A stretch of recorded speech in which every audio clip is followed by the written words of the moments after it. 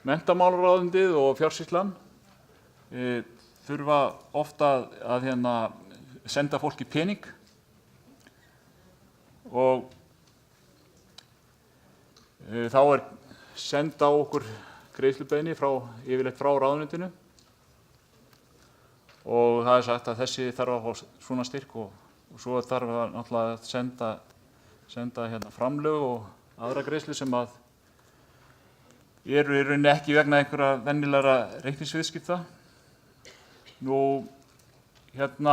Áður fyrr þá kom bara beiðni til starfsmanns sem að setti inn í Excel eða gamalt greiðslubeiðnakerfi sem höfum verið með. Upplýsingar greiðsluna og starfsmaðurinn prentaði út afrit af greiðslubeiðninni og sendi greiðslubeiðnina til bókhaldssviðs þar sem að annar starfsmaður tók við pappírnum og hamraði þetta inn í kerfið. Síðan greiddi ríkissjóður vonandi einhvern tímann. Nú ætlar Helga að taka við og segja frá þeirri lausn sem við höfum tekið upp varðandi þessar greiðslubeiðnir. Ég heiti Helga Kristjánsdóttir og ég vinn hjá Advania í Oracle og er ráðgjafi vörustýringu. Og já, ég ætla að sýna ykkur hvernig Fjársýslan notar kerfið, Oracle kerfið til að greiða fólki pening eins og Gunnar orðaði það. Kerfið er uppbyggt þannig að það er allt sett í sniðmátt. Það er allir listar settir í sniðmátt. Það er sett í hausinn, er sett bara lýsandi texti fyrir listan eins og framlög til skóla eða húsaleiga og þar undir er settar línur, til dæmis ef þetta væri húsaleiga þá kæmi til dæmis húsaleiga skólatónum 10 og það kemur fram kennitala, viðtakanda, nafn, svo kemur fram bókhaldslykil, hvernig þetta bókast í Fjársýslunni og einhverja fleiri upplýsingar. Og þessi listar, þetta er bara svona forunnið og þetta bara helst svona og þessi listar er síðan sýnilegir allir inn í vefviðmóti og þar fara notendur almennt inn, kalla fram þessa lista, velja þær línur þeirra að greiða til einstaklinga eða stofnana, velja greiðslur sem ætla að greiða, setja í körfu, setja inn upphæðina sem á að greiða, setja inn útskýringar, númer greiðslu og útskýringu, af hverju verið að greiða þetta og að lokum verið til þessi greiðslubeiðni. Þessi greiðslubeiðni eins og hjá Fjársýslunni, hún er alltaf sendið samþykktar. Þannig að sá sem gerir hana, hann getur ekki búið til beiðni og svo er hún greidd. Þannig að það er alltaf eitthvað sem fer yfir hana og samþykkir eða hafnar. Ef hún er samþykkt að þá fara keyslur af stað sem eru aldrei sýnilega notendum og það er búið til reikning úr keyslunni. Og þessi reikningur, hann er þá bara sýnilegur fyrir bókara og bókarinn fær reikningin í hendurnar inn í Oracle og það er allar upplýsingar á reikningnum. Það er þessi lýsing, það er kennitala viðtakanda, upphæðina, ég var ekki búin að nefna það er bókhaldslykillinn, allar upplýsingar sem voru gerðar í upphafi. Bókarinn bara fer yfir, staðfestir og síðan á greiðslu sér stað. Þetta kerfi er tiltölulega einfalt og Fjársýslan er búin að vera að nota 1,5 ár og ég veit til þess að þeim hefur líkað mjög vel og þetta er ekki bara einfalt, þetta er líka mjög skilvirkt.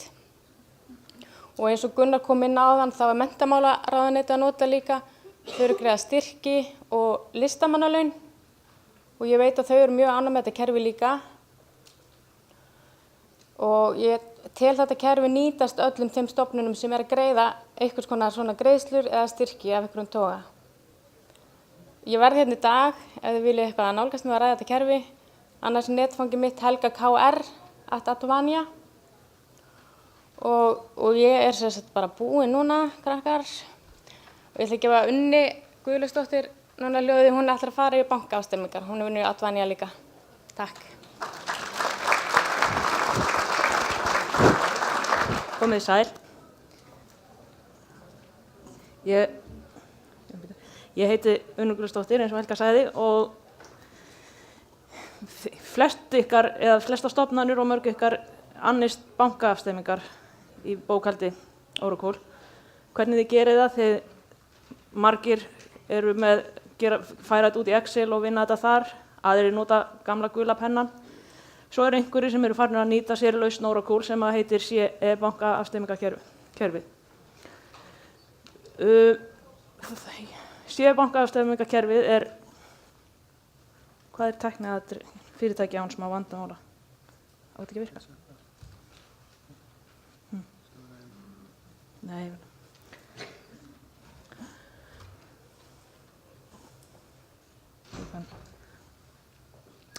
CE bankaafstemmingakerfi sem sagt þetta er einföld leið til afstemminga. Þetta er einfalt í notkun og þetta hefur marga góða kosti. Það til dæmis öryggisstaðall þannig að þið getið ekki ógilt færslu sem þegar er búið að afstemma, þannig að þið getið ekki óvart bakvært eða voitað færslur úr banka. Það er minna flækjustig þegar afstemmingakerfið er innan kerfis en ekki verið að draga þetta út. Ef færslur verða óvart færðar á fyrra tímabil sem þegar hefur afstemt þá eru þær ekki týndar þar inni og þarf að afstemma upp á nýtt, heldur þær mjög gagnsæjar og greinilegar.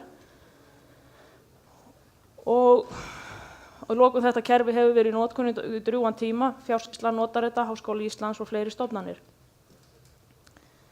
Ferillinn á afstemmingum hérna er bara vinnumyndin og við þurfum að byrja á því að fara inn og sækja bankafærslunar inn til bankans og til þess þá förum við í þessa vinnumynd. Við veljum að sækja banka yfirlit og tengjum síðan bankanum. Við þurfum að velja dagsetningar. Það geti valið þær dagsetningar sem ykkur hentar. Það er misjafnt hversu oft þið afstemmið, sumir afstemma daglega, aðrir vikulega, mánaðarlega.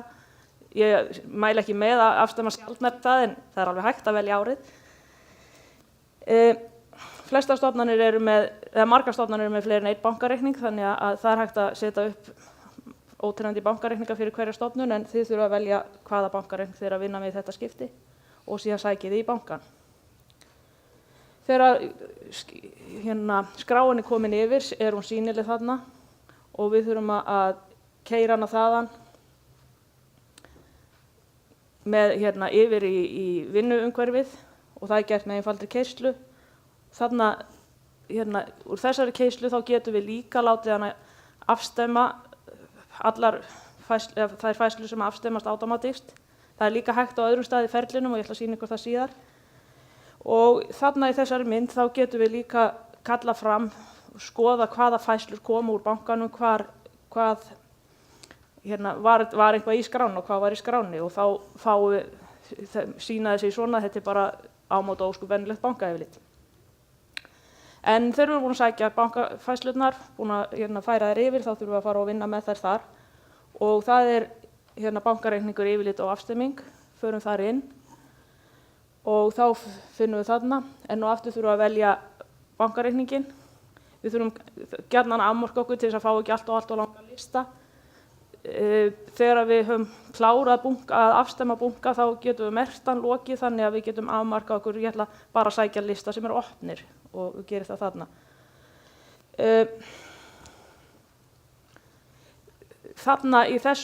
Þarna á ferlinum er líka hægt að afstemma ef við hefðum ekki gert það í fyrri færslu.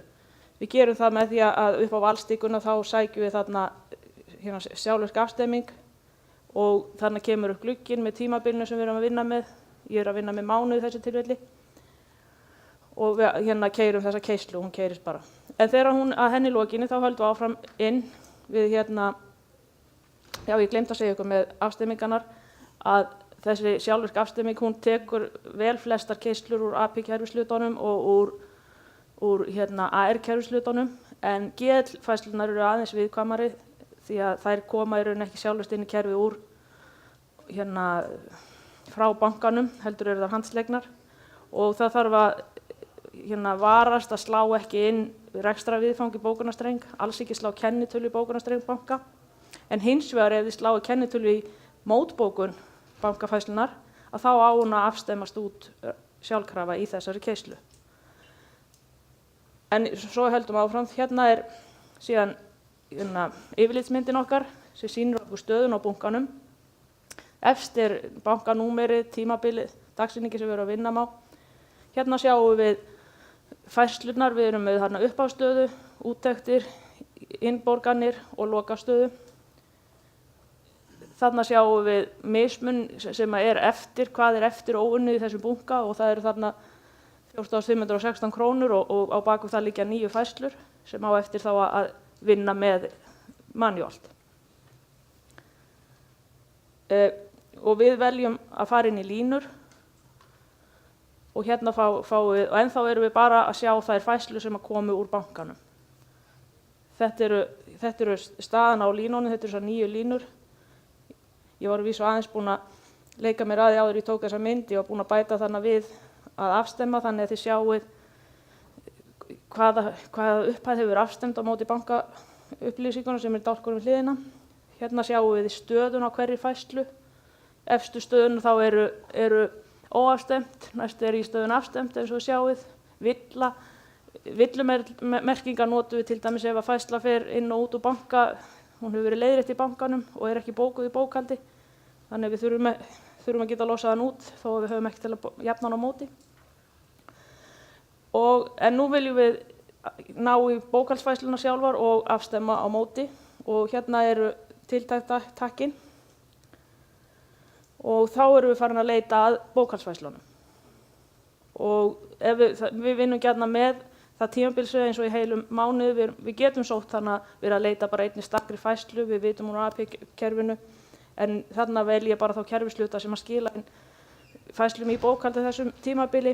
Ég vel tímabilið og finna og sækja þær færslur sem eru tiltækar. Þetta eru færsluna sem ég fæ upp, þetta eru færsluna sem ég hef til að nota móti og þá stemmi ég á móti. Í efri glugganum þá er færslan sem speglar færsluna úr bankalínunum og neðri glugginn er bókhaldsfærslan, haka saman, afstemma og la. Og þetta vinn ég bara hverja hérna á eftir annari og þegar allt er búið þá keyri ég afstemmingaskýrslu sem eins og þú sér allt stemmi og vel og fínt, en ef það eru mismunandi færslur þá sýna þær sig mjög greinilega og við gerum það aðgerðir sem gera þarf. Ég vona ég hafi getað útskýrt þetta bankaafstemmingakerfi aðeins fyrir ykkur og vakið aðeins áhuga ykkar. Þetta er hérna mjög einfalt kerfi. Ég var áður aðalbókar á Biskupsstofu og notaði þetta þar með góðum árangri og ánægð með það. Ef þið hafi áhuga á því þá er hægt að innleiða þetta hvenær ásins sem er. Þetta þarf ekki að gerast áramót eða þetta er mjög einfalt að taka þetta í notkun og tekur ekki langa tíma. Þannig að ef þið hafið fleiri spurningar þá væri ég hérna frammi og eftir í spurði ráðgjafa svæðinu og ég bara þakka fyrir mig.